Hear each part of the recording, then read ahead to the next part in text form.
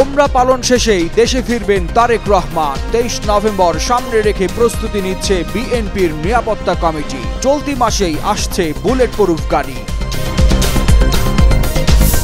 বড় জোট গঠনের পথে বিএনপি। যুক্ত হতে পারে অন্তত 17 রাজনৈতিক দল। আরপিও বিবেচনায় আসন ছাড়ার বিষয়ে পর্যালোচনা করছে বিএনপির হাইকমান্ড।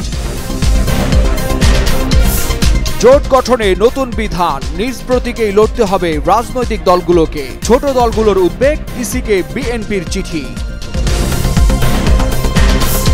অবশেষে খুলছে সালমান শাহের হত্যার রহস্য। 29 বছর পর হত্যা মামলা পরিচালনার নির্দেশ আদালতের। আত্মগোপনে স্ত্রী সামিরা হক ও ডন। সড়কে খুলে পড়ল মেট্রো রেলের বিয়ারিং প্যাড। এক পথযাত্রীর মৃত্যু। নিহতের পরিবারকে 5 লাখ টাকার ক্ষতিপূরণ দেওয়ার ঘোষণা। বঙ্গোপসাগরে চোখ রাঙাচ্ছে ঘূর্ণিঝড় মন্থা। সিভিয়ার সাইক্লোন হওয়ার শঙ্কা আবহাওয়াবিদদের। বাংলাদেশে প্রভাব পড়বে না বলে ইঙ্গিত। কবে ফিরছেন বিএনপির ভারপ্রাপ্ত চেয়ারম্যান তারেক রহমান? এই প্রশ্ন যেন পরিণত হয়েছিল টক অফ দ্য টাউনে। তারেক রহমানের ফেরা নিয়ে রাজনৈতিক মহলেও চলছে চুলচেরা বিশ্লেষণ। এমন অবস্থায় সব জল্পনা কল্পনার অবসান ঘটিয়ে অবশেষে জানা গেল তারেক রহমানের দেশে ফেরার নির্ধারিত তারিখ। ওমরা শেষেই নভেম্বরের শেষ দিকে দীর্ঘ 1.5 দশক পর দেশে ফিরতে যাচ্ছেন বিএনপির ভারপ্রাপ্ত চেয়ারম্যান। রোববার এ তথ্য নিশ্চিত করেন বিএনপির চেয়ারপারসনের নিরাপত্তা উপদেষ্টা অবসরপ্রাপ্ত মেজর জেনারেল ফজলে এলাহি আকবর। জানান, তারেক রহমান আগামী মাসের 20 থেকে 21 তারিখের দিকে সৌদি আরব যাবেন। সেখানে ওমরা শেষে আবার লন্ডনে ফিরবেন।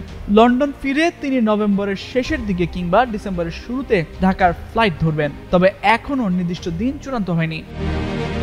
তারেক রহমানের দেশে ফেরা উপলক্ষে বিএনপির পক্ষ থেকে একটি নিরাপত্তা কমিটি গঠন করা হয়েছে।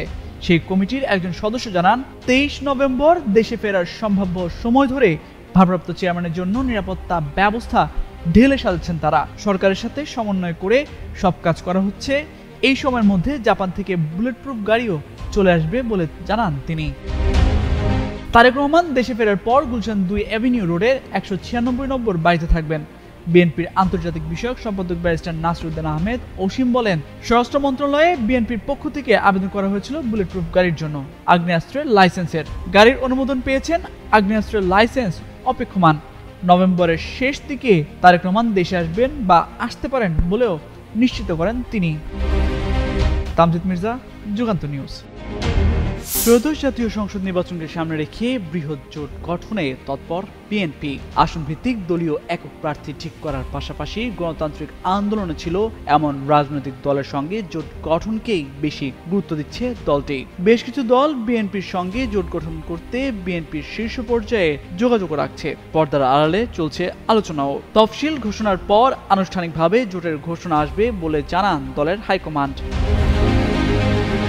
এ বিষয়ে জানতে বিএনপির স্থায়ী কমিটির সদস্য সালাউদ্দিন আহমেদ শনিবার যুগান্তরকে বলেন, নির্বাচন সামনে রেখে বিএনপির নেতৃত্বে একটি বৃহৎ জোট গঠনের প্রক্রিয়া চলছে। এতে ফ্যাসিবাদ বিরোধী যুগপৎ আন্দোলনের শরিক দল ও জোট ছাড়াও যুগপথের বাইরে হাসিনা সরকার বিরোধী মনোভাবাপন্ন দলগুলোর সঙ্গেও আলাপ আলোচনা শুরু হয়েছে।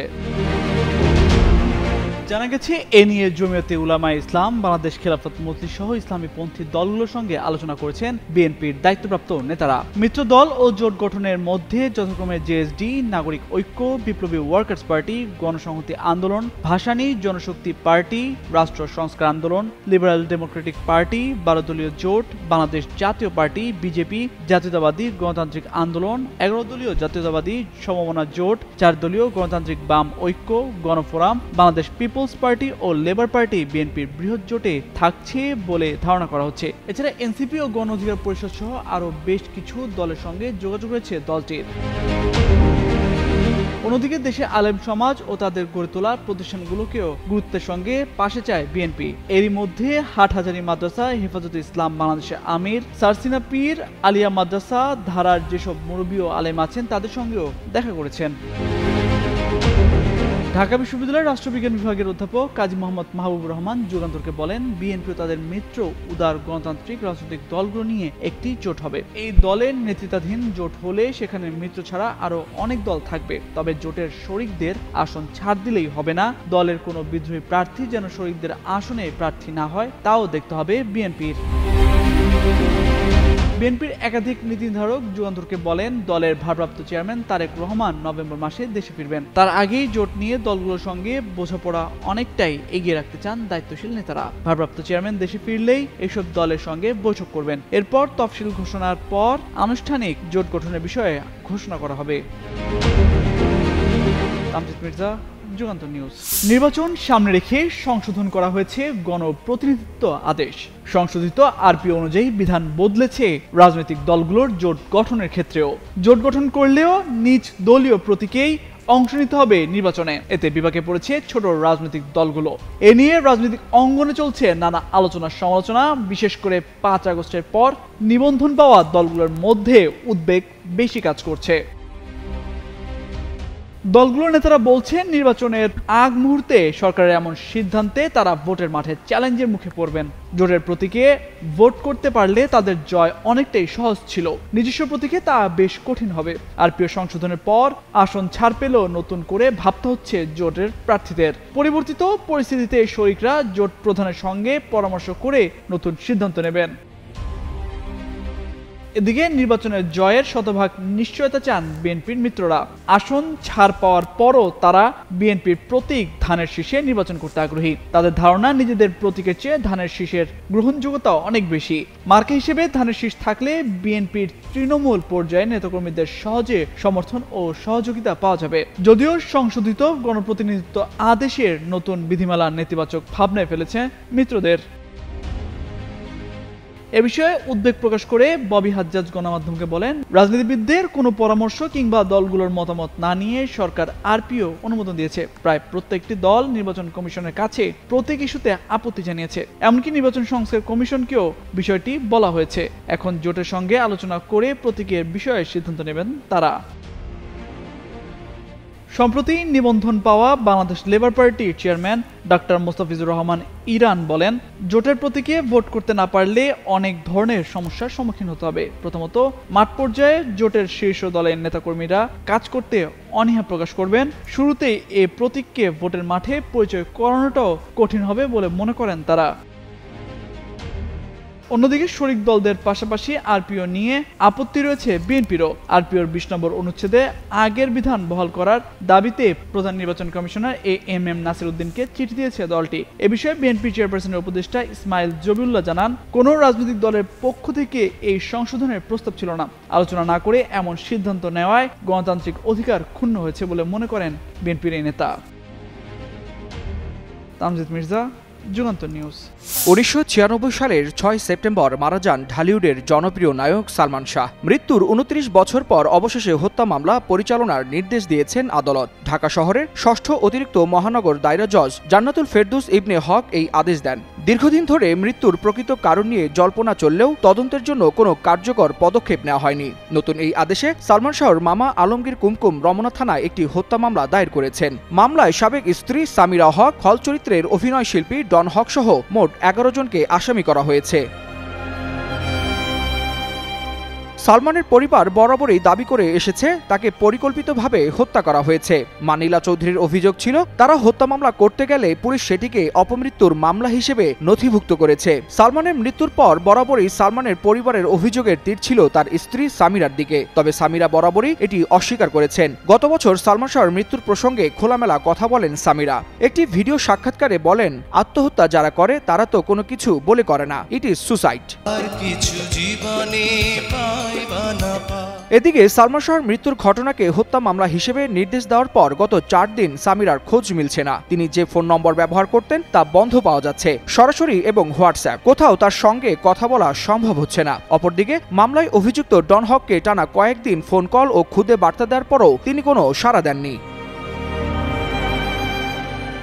সম্প্রতি আদালতের নির্দেশ ও মামলার পুনরুজ্জীবনের খবর প্রকাশিত হওয়ার পর তার ভক্তদের মধ্যে এক ধরনের উত্তেজনা ও আশার অনুভূতি দেখা দিয়েছে। সালমান শাহর সমর্থকরা দীর্ঘদিন ধরে এই হত্যাকাণ্ডের নেপথ্য রহস্যের সত্য উদ্ঘাটনের অপেক্ষায় ছিলেন। এসব তথ্য তুলে ধরে একটি প্রতিবেদন প্রকাশ করেছে দৈনিক প্রথম আলো।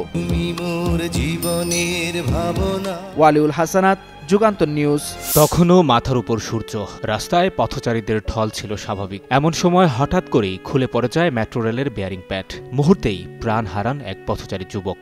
রাজধানীর ফার্মগেট এলাকায় ঘটেছে এমনই দুর্ঘটনা। জানা গেছে রোববার বেলা 12:30টার দিকে এ দুর্ঘটনা ঘটে। ঘটনার পর থেকে মেট্রো রেল চলাচল বন্ধ রয়েছে। এ বিষয়ে তেজগাঁও থানার ভারপ্রাপ্ত কর্মকর্তা মোবারক হোসেন বলেন, ফার্মগেট মেট্রো স্টেশনের নিচে কৃষিবিদ ইনস্টিটিউটের সামনের ফুটপাত দিয়ে এক পথচারী হেঁটে যাচ্ছিলেন। সে সময় উপর থেকে বেয়ারিং প্যাড তার মাথার উপর পড়লে তিনি ঘটনাস্থলে মারা যান। প্রত্যক্ষদর্শীরা জানান, বেয়ারিং পরে একজন মারা যাওয়ার পাশাপাশি ফুটপাতে একটি চায়ের দোকানও ক্ষতিগ্রস্ত হয়েছে। এর আগে গত 18 সেপ্টেম্বর ঢাকার ফার্মগেট ও বিজয় সরণির একটি অংশে মেট্রো লাইনের ভায়াডাক্টর 4টি স্প্রিং থেকে একটি স্প্রিং সরে যায়। উত্তাল বঙ্গোপসাগর, এরই মধ্যে সাগরের সৃষ্ট লঘুচাপটি ঘনীভূত হয়ে পরিণত হয়েছে নিম্নচাপে। এটি আরও ঘনীভূত হয়ে রূপ নিতে পারে ঘূর্ণিঝড় মন্থায়। এটি সিভিয়ার সাইক্লোন হতে পারে বলে আশঙ্কা করছেন আবহাওয়াবিদরা। আবহাওয়া দপ্তর বলছে, নিম্নচাপটি শনিবার সন্ধ্যা 6টায় চট্টগ্রাম সমুদ্রবন্দর থেকে 1330 কিলোমিটার দক্ষিণে, কক্সবাজার সমুদ্রবন্দর থেকে 1255 কিলোমিটার দক্ষিণে, মংলা সমুদ্রবন্দর থেকে 1305 কিলোমিটার দক্ষিণে এবং পায়রা সমুদ্রবন্দর থেকে 1265 কিলোমিটার দক্ষিণে অবস্থান করছিল। এটি আরও পশ্চিম উত্তর পশ্চিম দিকে অগ্রসর ও ঘনীভূত হয়ে ঘূর্ণিঝড়ে পরিণত হতে পারে।